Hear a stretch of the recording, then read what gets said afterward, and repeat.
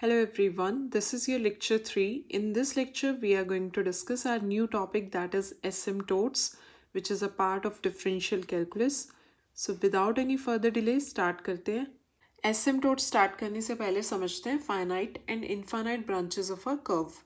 If the branches of a curve lie completely within a finite part of xy plane, then those branches are called finite.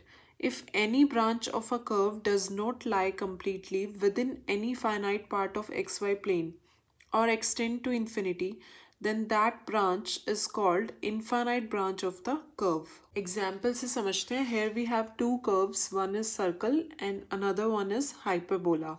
Circle के branches lie करते हैं within the finite part of xy plane, right? And hyperbola के branches को हम जितना चाहे उतना extend कर सकते हैं. So these branches are infinite and circle की ब्रांचेस हैं फाइनाइट. और एग्जांपल्स भी हम कंसीडर कर सकते हैं, जैसे कि एलिप्स के ब्रांचेस भी फाइनाइट पार्ट में एग्जिस्ट करते हैं एक्स वाई प्लेन के. एंड यहाँ पर हम इनफाइनाइट ब्रांचेस की बात करें तो parabola is also an example. इन कर्व्स को हम बोलते हैं क्लोज्ड कर्व्स, एंड इन कर्व्स को जो कि एक्सटेंड की जा सकती हैं अप टू इन्फिनिटी, इन कर्व्स को हम बोलते हैं ओपन कर्व्स. अब हम डिस्कस करते हैं हमारा आज का main topic, that is asymptote. Asymptote क्या है? It is just a straight line. जैसे टेंजेंट्स एंड नॉर्मल वो भी स्ट्रेट लाइंस हैं, एसिम्प्टोट भी एक स्ट्रेट लाइन ही है. स्ट्रेट लाइन जिसकी इक्वेशन हम लिख सकते हैं y=mx+c. अब हमारे पास है एसिम्प्टोट की दो formal definitions. First is a straight line at a finite distance from the origin से फाइनाइट डिस्टेंस पर एक स्ट्रेट लाइन है हमारे पास, is said to be an asymptote. उस स्ट्रेट लाइन को एसिम्प्टोट कब बोलेंगे? To an infinite branch of a curve if the perpendicular distance of a point P on that branch from the straight line tends to 0 as P approaches to infinity along the branch. अब इस definition को read out तो कर लिया, अब इसको समझते हैं with an example. Suppose we have a curve y=1/x. यहाँ पर एक point ले लेते हैं P. इस ग्राफ पर मैंने एक पॉइंट कंसीडर किया P. ये y=1/x का ग्राफ है. P पॉइंट से y एक्सिस का डिस्टेंस यहाँ पर ले लेते हैं PM. अब आप यहाँ पे ऑब्जर्व करो, जैसे जैसे हम P पॉइंट को मूव करेंगे फर्दर, ये जो डिस्टेंस है फ्रॉम द y एक्सिस ये कम होता जाएगा. जैसे जैसे P पॉइंट मूव करता जाएगा ये डिस्टेंस अप्रोच करेगा टू 0. यहाँ पे भी ऑब्जर्व कर सकते हो, जैसे जैसे हम पॉइंट को मूव करेंगे अवे फ्रॉम द ओरिजिन, जैसे जैसे पॉइंट आगे मूव होगा उसका y एक्सिस के साथ जो डिस्टेंस है, दिस परपेंडिकुलर डिस्टेंस, ये कम होता जाएगा. It will approach to 0. जैसे जैसे हम इन्फिनिटी की तरफ अप्रोच कर रहे हैं वैसे वैसे ये डिस्टेंस जो है वो 0 की तरफ अप्रोच कर रहा है. So by the definition we can say y axis is the asymptote of the curve y=1/x. आप एक बार डेफिनेशन फिर से रीड करो. Straight line is said to be asymptote to an infinite branch of a curve if the perpendicular distance of a point P on that branch from the straight line tends to 0. Perpendicular distance 0 की तरफ approach करे as P approaches to infinity along that branch. P जैसे जैसे infinity की तरफ approach करेगा ये distance जो है वो कम होता जाएगा. It will approach to 0. ये है आपकी first definition asymptote की. That means y-axis is by definition is an asymptote. So इसकी equation क्या है? x=0. तो x=0 is an asymptote of the curve y=1/x. एक और asymptote यहाँ पे observe करो आप, x-axis. जैसे जैसे P पॉइंट यहाँ से आप मूव करना शुरू करो, इन्फिनिटी की तरफ मूव करेगा, वैसे वैसे ये डिस्टेंस क्या होता जाएगा? कम. सो यहाँ पर भी आप ऑब्जर्व करो, एक्स एक्सिस और यहाँ पर कर्व का जो डिस्टेंस है वो 0 की तरफ अप्रोच कर रहा है. ये डिस्टेंस 0 की तरफ अप्रोच कर रहा है जैसे जैसे हम फर्दर मूव कर रहे हैं. So x axis is also the asymptote of this curve, which means y=0 and x=0. Both are the asymptotes of this curve. Now for the better understanding एक और एग्जाम्पल लेते हैं यहाँ पर। आप यहाँ पर ऑब्जर्व करो, ये कर्व है 1 + e⁻x का। इतना एक्यूरेसी से ड्रॉ नहीं हुआ है बट हम डेफिनेशन समझ सकते हैं फॉर श्योर। यहाँ पर y = 1 एक स्ट्रेट लाइन है। यहाँ पर आप ऑब्जर्व करो, ये कर्व जैसे जैसे आगे एक्सीड होगा, जैसे जैसे ये फर्दर एक्सीड होगा, इसका परपेंडिकुलर डिस्टेंस धीरे धीरे क्या होता जाएगा, कम होता जाएगा। ऑल्दो कर्व टच नहीं करेगा y = 1 को कभी भी, बट यहाँ पर जो डिस्टेंस है, जो इनके बीच में डिस्टेंस है, that will tend to 0। Suppose the point is P and this perpendicular distance is PM। जैसे जैसे P अप्रोच करेगा इन्फिनिटी को, the PM distance will approach to 0। ये है आपकी first definition. So this straight line y = 1 is the asymptote of this curve. अब second definition भी पढ़ लेते हैं। An asymptote to an infinite branch of a curve is the limiting position of the tangent whose point of contact tends to infinity along the branch but which itself remains at a finite distance from the origin.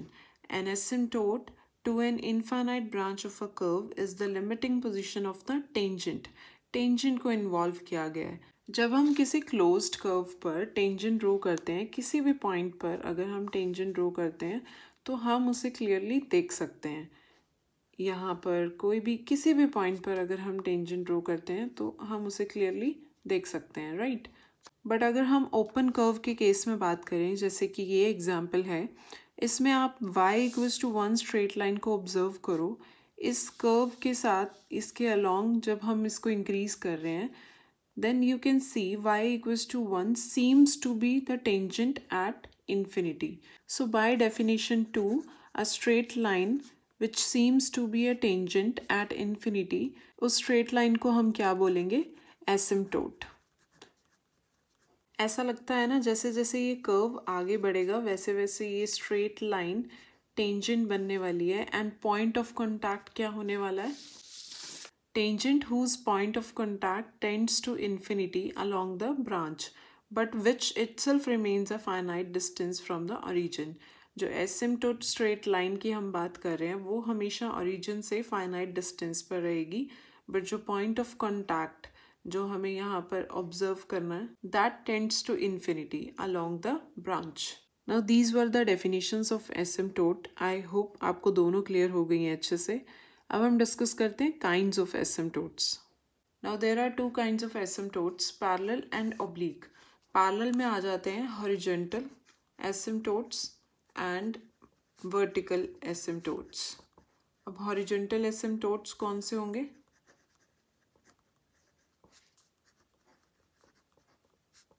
Horizontal asymptotes means asymptotes parallel to x-axis and vertical asymptotes means asymptotes parallel to y-axis।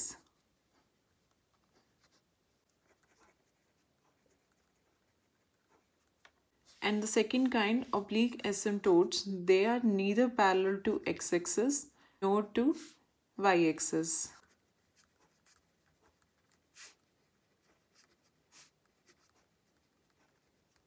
अब question ये आता है कि हम इन asymptotes को find out कैसे करेंगे।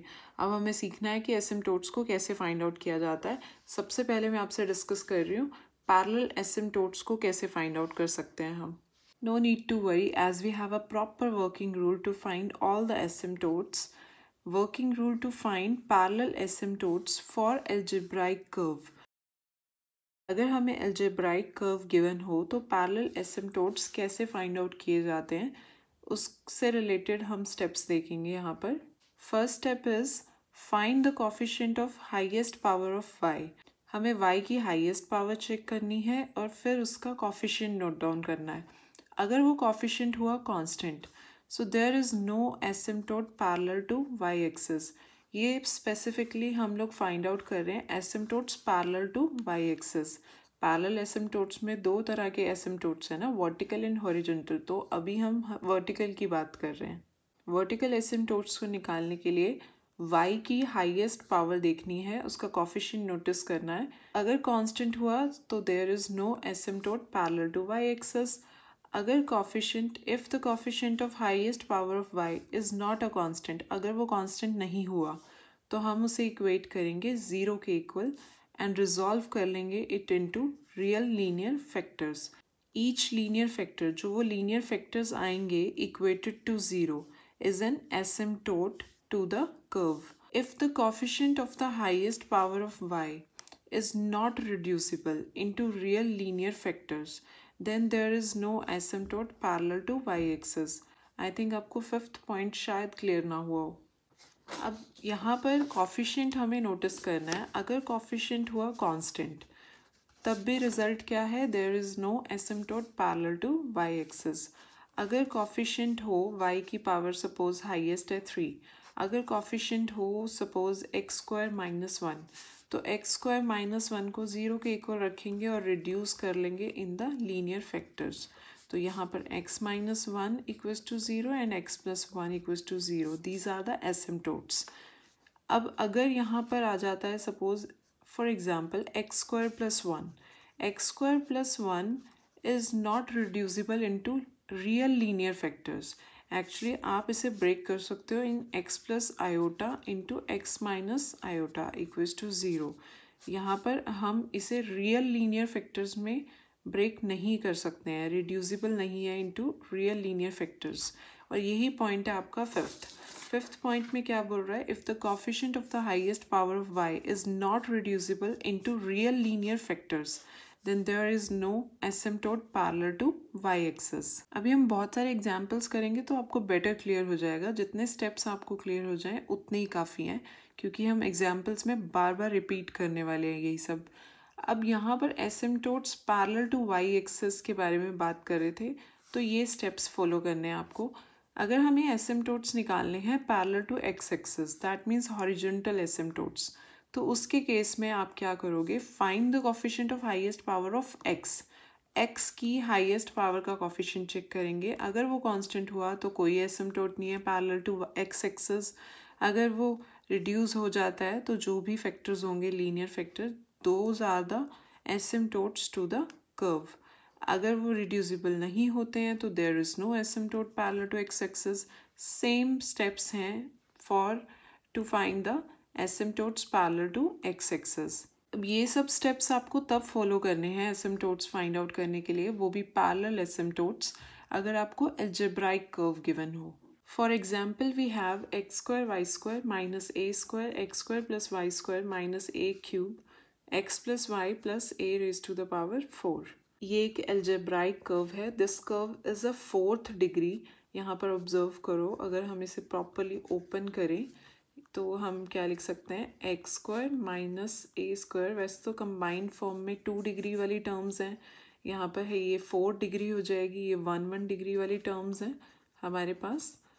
सो यहाँ पर है, अगर हम इसे प्रॉपरली ओपन कर दें तो ये कांस्टेंट टर्म है, ये दोनों 1 डिग्री वाली टर्म्स हैं, ये दोनों 2 डिग्री वाली टर्म्स हैं, और ये है 4 डिग्री की term.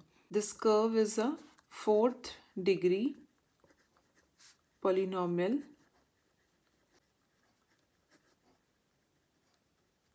in x and y. अब हमें एसिम्टोट्स फाइंड आउट करने हैं पैरेलल टू x-axis भी एंड पैरेलल टू y-axis भी. To find asymptotes parallel to y-axis, पहले y-axis के पैरेलल फाइंड आउट करते हैं. अब वर्किंग रूल में क्या था? हमें हाईएस्ट डिग्री टर्म देखनी है, तो y की हाईएस्ट डिग्री है यहाँ पर वाई स्क्वायर, और वाई स्क्वायर वाली टर्म्स हैं यहाँ पर ये दोनों, राइट. अब इन दोनों में कोएफिशिएंट को हमें कोएफिशिएंट नोट डाउन करना है. तो कोएफिशिएंट क्या है वाई स्क्वायर का? यहाँ से x square minus a square, this is the coefficient. इसको इक्वेट करना है हमने 0 के इक्वल. अगर कोएफिशिएंट होता कांस्टेंट तो एसिम्टोट नहीं एग्जिस्ट करता पैरेलल टू y-axis. अब कोएफिशिएंट यहाँ पर क्या है? X square minus a square. हम इसे रिड्यूस करेंगे in the linear factors. Linear factors हो जाएंगे x minus a x plus a equals to 0. So यहाँ से एसिम्टोट्स आ गए parallel to y-axis. One is x minus a equals to 0, another one is x plus a equals to 0, right. अब हम asymptotes निकालते हैं parallel to x-axis. X axis के case में हमें एक्स की हाईएस्ट डिग्री यहाँ पर चेक करनी है, हाईएस्ट पावर चेक करनी है, x raise to the power 2। Same यहाँ पर भी सेकेंड डिग्री टर्म है highest, so coefficient note down करेंगे। एक्स स्क्वायर का कॉफिशिएंट है वाई स्क्वायर, यहाँ पर कॉफिशिएंट है -a², और कहीं पर भी एक्स स्क्वायर प्रेजेंट नहीं है। एंड एक्स स्क्वायर की कॉफिशिएंट यहाँ पर है y square -a²। This is the coefficient of x square, right. अब इसे रिजॉल्व कर देंगे, x y minus a, y plus a equals to 0, y minus a equals to 0, y plus a equals to 0। ये हमारे पास आ गए asymptotes parallel to x axis, and ये दोनों एसिम्टोट्स हैं पैरेलल टू वाई एक्सिस। है ना बिल्कुल इजी पैरेलल एसिम्टोट्स निकालना। और एक और इम्पॉर्टेंट बात, जितने डिग्री की कर्व होती है हमारे पास, जैसे ये अलजेब्राइक कर्व 4 डिग्री की है, तो 4 पॉसिबल एसिम्टोट्स होते हैं, मतलब जितने डिग्री की कर्व होगी उतने ही पॉसिबल एसिम्टोट्स होंगे। So this was all about today's lecture. इस लेक्चर में मैंने आपसे एक ही एग्जाम्पल डिस्कस किया है। In the next lecture I'm going to discuss a lot of examples, so don't miss it.